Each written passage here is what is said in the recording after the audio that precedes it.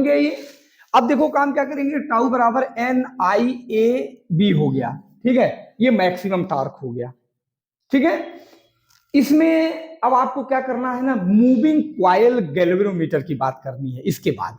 तो अगला टॉपिक ये लिख करके आप क्या लिख लेंगे, मूविंग कॉइल गैल्वेनोमीटर।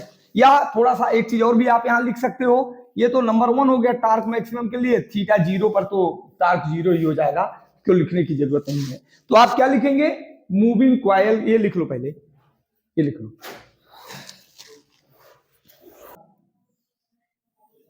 ऐसे फिगर ये बना बताया था नहीं, बताया नहीं था ना।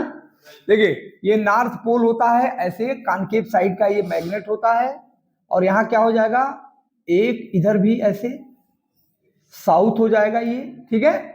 अब आप इसमें क्या बनाएंगे, इस तरीके से कॉइल्स ऐसे बनाइए, ऐसे कॉइल, और रेडियल मैग्नेटिक यहां पाइवेट लगता है ऐसे, ऐसे बना लेंगे, और यहां पर रेडियल मैग्नेटिक फील्ड होगी ऐसे, ये रेडियल मैग्नेटिक फील्ड जो सेंटर से जाए, सेंटर्ड, ये मानते हैं कि ये सेंटर्ड ऐसे जा रही है, ठीक है, यहां से ऐसे ऐसे ऐसे ऐसे, ये सेंटर्ड है, समझ गए नहीं, सेंटर्ड जाए, समझ गए ये।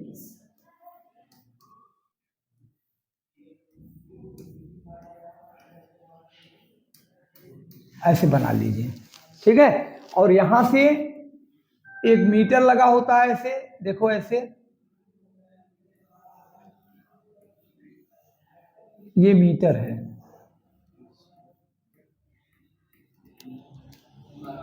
हाँ ये फिगर बनाना पड़ेगा ना बेटा, ठीक है। तो ये क्या हो जाएगा, ये कॉइल है, ये मैग्नेट है, ठीक है, ये पॉइंटर है, ठीक है, और ये रेडियल मैग्नेटिक फील्ड है। रेडियल माने सेंटर से जाए, रेडियल मैग्नेटिक, हाँ मैग्नेटिक फील्ड है, ठीक है बेटा। फिगर बनाओ, बंद कर दो इसको। When current flow in the coil, then torque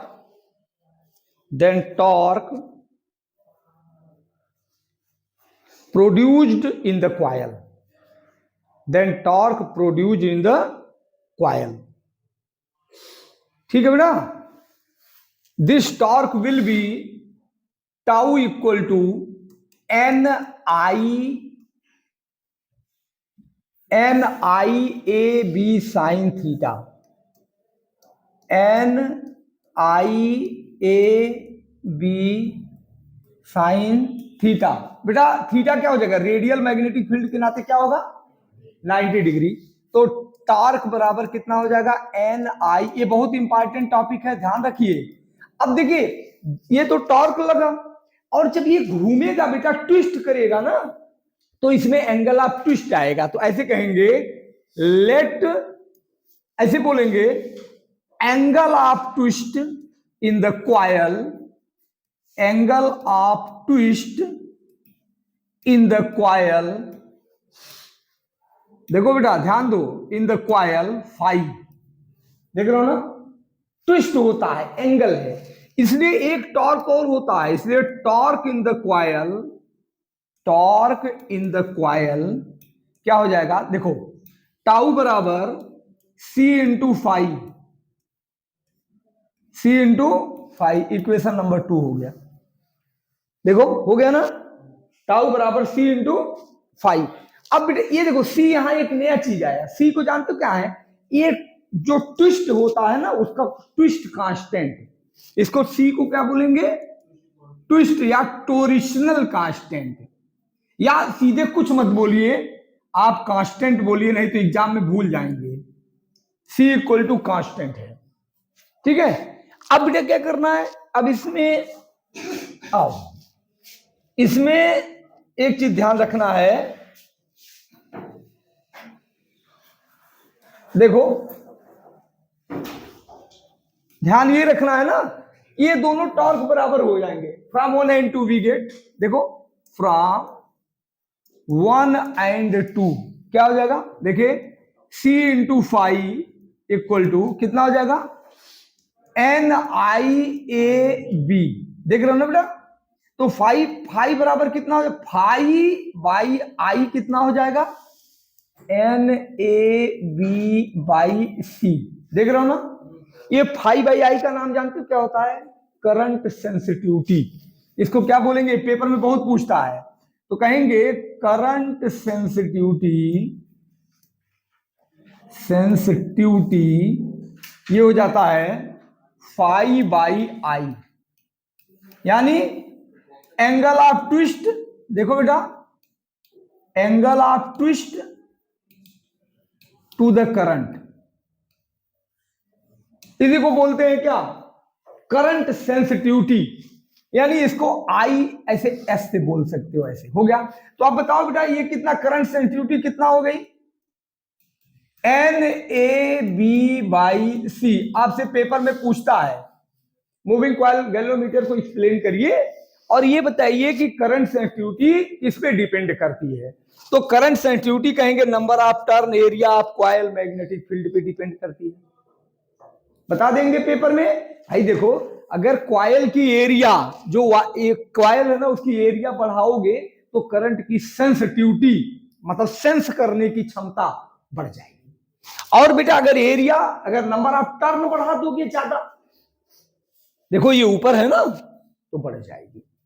अब मैग्नेटिक फील्ड बढ़ाओगे तब तो बढ़नी ही बढ़नी है ना, ये पूछता है। बिल्कुल तीनों में देखो ये ध्यान रखना है। दूसरी चीज पूछता है वोल्टेज सेंसिटिविटी। अभी थोड़ा सा मैं इसको और ऊपर कर दूं, ठीक है। यहां पर देखिए बात करते हैं वोल्टेज सेंसिटिविटी, क्या हो जाएगा, वोल्टेज सेंसिटिविटी, ये क्या हो जाएगा।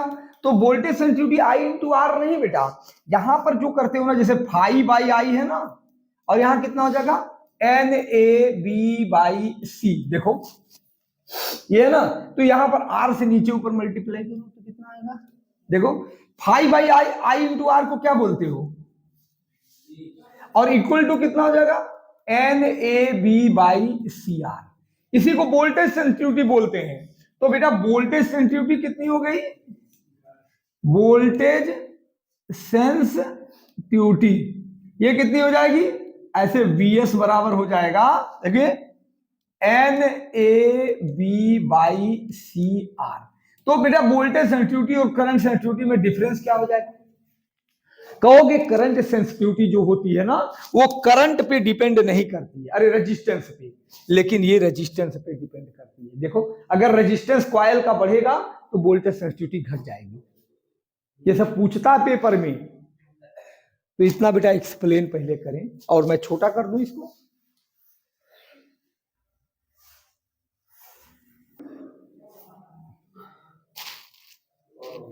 तो फिर तो क्या कहेंगे कि when galvanometer change into voltmeter, तो कहेंगे क्या कि गैल्वेनोमीटर के सीरीज में एक लार्ज रेजिस्टेंस लगाते हैं, तो गैल्वेनोमीटर किस में चेंज हो जाता है, वोल्टमीटर में। आप कैसे बोलते हो कि कहेंगे when a very large resistance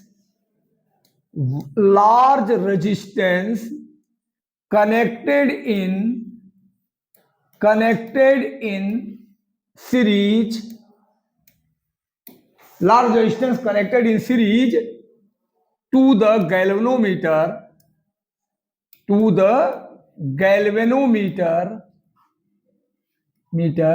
then क्या हो जाएगा, galvanometer changes into voltmeter, galvanometer changes into voltmeter,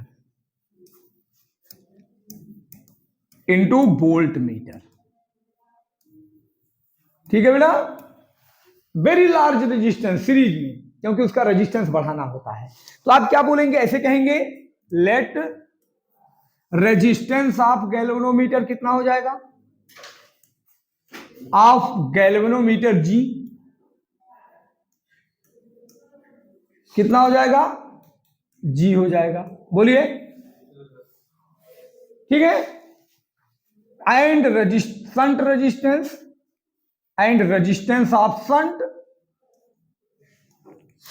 ये शंट बोलते हैं, ये एस हो जाएगा। ठीक है। आईजी क्या है यहां पे? Current in galvanometer, current in galvanometer, देख रहे हो ना, करंट इन गैल्वेनोमीटर। तो क्या करेंगे बेटा, यहां पे ये बताइए पोटेंशियल डिफरेंस कितना हो जाएगा, इसलिए V बराबर कितना होगा, पोटेंशियल डिफरेंस V बराबर IG और कितना हो जाएगा R प्लस S, होगा कि नहीं होगा बताओ। तो फिर कितना हो जाएगा बेटा, यहां V by IG equal to R plus S, इसलिए क्या हो जाएगा, ये हो जाएगा S बराबर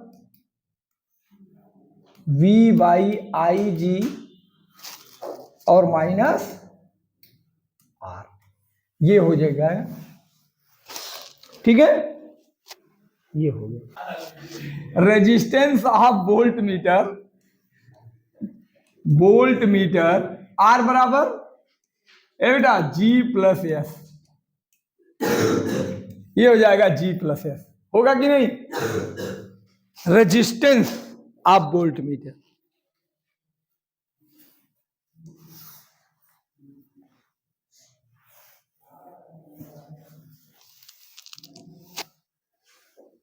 ठीक है। Change in galvanometer into ammeter, क्या करना है, change in galvanometer into ammeter, galvanometer into ammeter, into ammeter, ammeter, ये क्या हो जाएगा। अब बताइए एमीटर बनाने के लिए क्या होना चाहिए, देखो पहले दिमाग में ये बात रखो, एमीटर का मतलब करंट को मेजर करना, करंट क्या होती है I equal to V by R, ध्यान रखना ऐसे, तो R को आपको बहुत छोटा रखना है, तब लार्ज जो है करंट को सेंसिटिव करेगी। तो आपको क्या करना होगा, यहां पे पैरेलल में अगर वेरी स्मॉल रेजिस्टेंस कनेक्टेड करो तो क्या बन जाएगा, वो एमीटर। देखिए गैल्वेनोमीटर है आपका, ये यहां पे गैल्वेनोमीटर है, इसका रेजिस्टेंस G है, इसके पैरेलल में वेरी स्मॉल रेजिस्टेंस कनेक्टेड, ऐसे ही लिखते हैं इसको, very small resistance connected in parallel, then galvanometer change into ammeter. अब बेटा क्या करना है, यहां से मेन करंट जाएगी कितनी I, यहां देखो ये तो IG ही लेगा ना, और इधर कितना आ जाएगा I माइनस, आएगा नहीं आएगा, यहां से निकल जाएगा ऐसे, क्यों, और ये पूरा बन गया क्या, क्या एमीटर बन गया, ये बन गया एमीटर, बोलो ये एमीटर है। क्या बोलेंगे, पहले फिगर बनाए, यहां लिखेंगे when galvanometer change into ammeter, galvanometer change into ammeter, change into ammeter, then क्या कर लेंगे, then a very small resistance connected in parallel, connected in parallel to the किसके, गैल्वेनोमीटर, गैल्वेनोमीटर हो गया। लेट, अब लेट ऐसे बोलेंगे, मेन करंट I, ठीक है, flow in ammeter, flow in ammeter. Main current, बेटा मेन करंट, तो कहेंगे इसलिए गैल्वेनोमीटर करंट इन रेजिस्टेंस में कितनी चली जाएगी, कहेंगे potential difference between galvanometer is equal to potential difference between resistance S, क्योंकि पैरेलल है ना, पैरेलल में रेजिस्टेंस क्या होते हैं, बराबर होते हैं। आप क्या बोलोगे, potential difference between galvanometer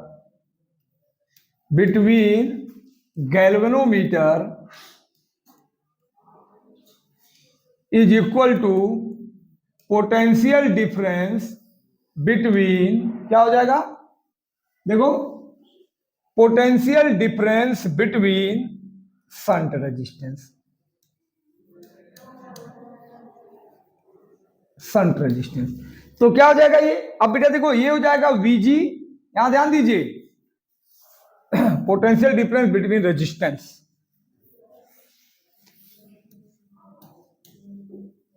resistance हो जाएगा। देखिए यहां क्या होगा, वीजी इक्वल टू वीएस, ठीक है। यहां पर क्या होगा, वीजी का मतलब I G into G,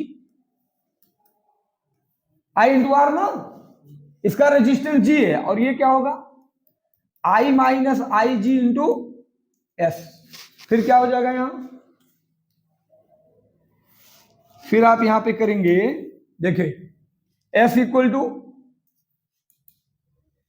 I G upon I minus I G, ठीक है, और इंटू जी,